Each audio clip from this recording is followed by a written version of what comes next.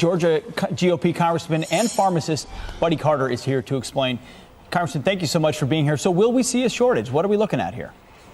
Well, thus far, we haven't experienced much of a shortage at all. However, this is an important warning for us. Much like the late 70s when we found ourselves dependent on foreign oil and we realized that we needed to be energy independent, we find ourselves now in a situation where we are dependent on China, India, outsourcing these products that we're going to need. We need to be pharmaceutically independent as well. That's going to be something very important in the future.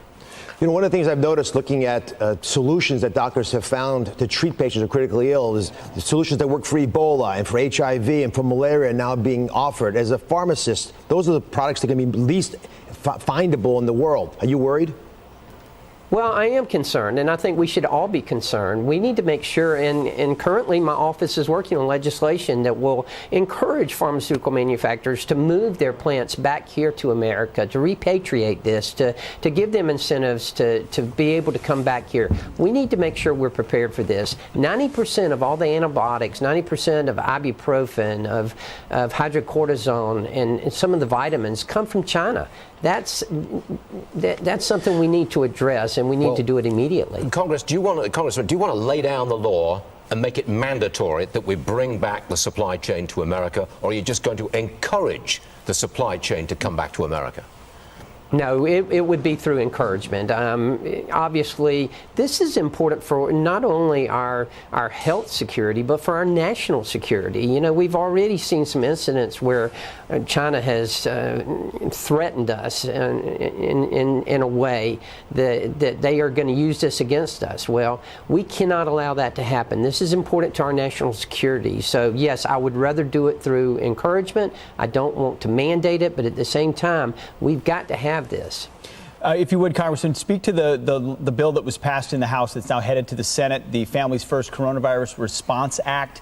What in that bill do you like? There has been some criticism. We don't know the cost of it, but your reaction to the bill. Mm-hmm.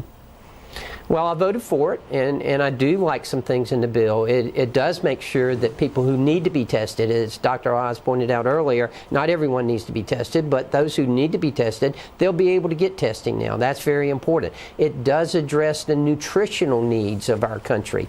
Students are going to be out of school now. The free lunch programs aren't going to be there. We need to make sure that they're still getting the nutrition and the food that they need and they should be getting. And it also addresses sick leave, and that's very important, particularly for small businesses. I was a small business person for over 30 years, and I can tell you this is a strain on people. When you've got a staff of 6 or 8 and you're missing 2 or 3, that puts small businesses in a very precarious position and puts a lot of stress on them. But we need people to stay home. There's no question about it. If you're sick, please stay home. Make sure you do that. You can afford to lose a day or two.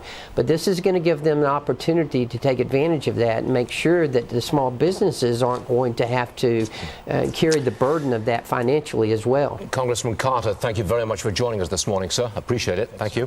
Thank you.